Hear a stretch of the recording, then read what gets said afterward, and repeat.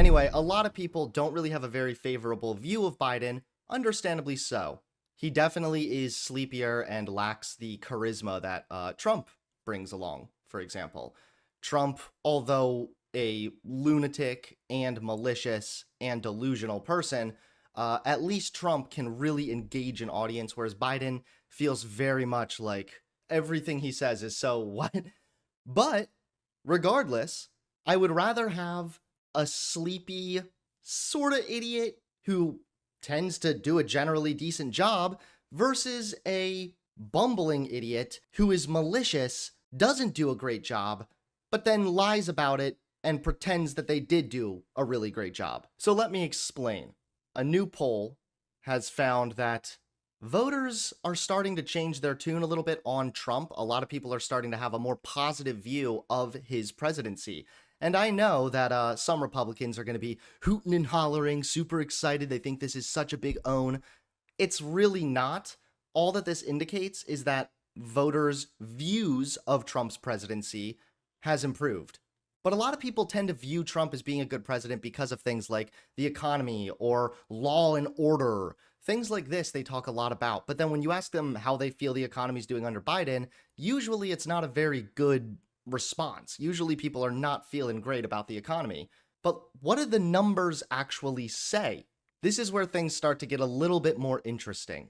As I just said, Americans do think that the economy is worse under Biden. Americans have been stubbornly downbeat about the economy under Biden, while Gallup's Economic Confidence Index hovering between -20 and -40 for months on a scale of -100 to 100.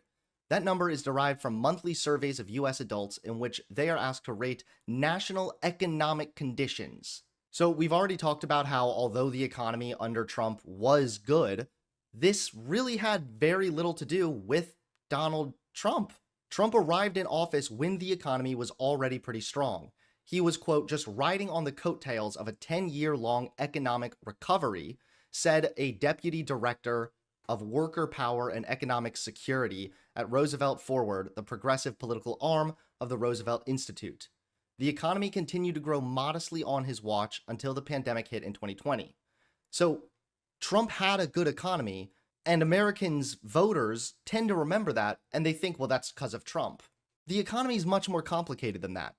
But if we're going to blame the president, if we're going to say, well, the economy was good because of Trump, and now the economy's bad because of Biden, then do they also deserve credit if the economy is doing pretty good? Because first of all, some of Trump's signature economic policies haven't really had any measurable effect on the economy, and some may have even been a negative effect. Multiple studies have shown that the Trump tariffs, at best, had a neutral effect on the economy, and at worst, cost America hundreds of thousands of jobs and higher prices for consumers.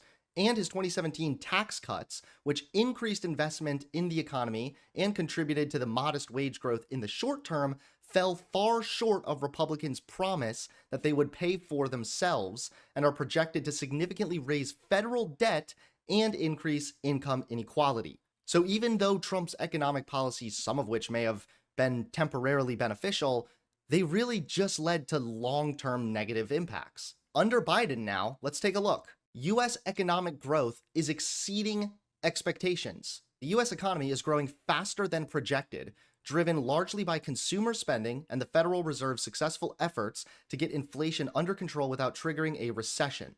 While inflation has come down substantially from its 9.1% peak in June 2022, it still remains above the Fed's target rate. In February, inflation was still higher than economists projected at 3.2%, when it sounds like they're aiming it for 2%. However, something to keep in mind here, Americans' wages are now outpacing inflation. And again, I'm going to acknowledge right off the bat, I know the economy is far more complicated than just like the president. But that's how Republicans talk. Republicans are constantly telling us, Trump good because economy good. Fine, we can play the same game. The economy's doing pretty damn good right now, especially considering the condition in which it was inherited. Thanks, Biden. I guess Biden isn't all that bad. Workers win as wage growth outpaces inflation. Hourly wages rose 0.6% in January from the previous month and are up 4.5% from a year earlier, outpacing inflation. Wages have been outpacing inflation since last May, but for the 2 years before that, the situation was reversed. So wages still have some catching up to do. And this is something that I think is really important to remember is the economy is not like perfect. America is not just like great, everything's magical and wonderful. There's obviously still things that need to improve. People are still struggling with income inequality and things of this matter, of course. However, if people are going to view the economy as just bad under Biden, this is not the evidence of an economy that's bad under Biden.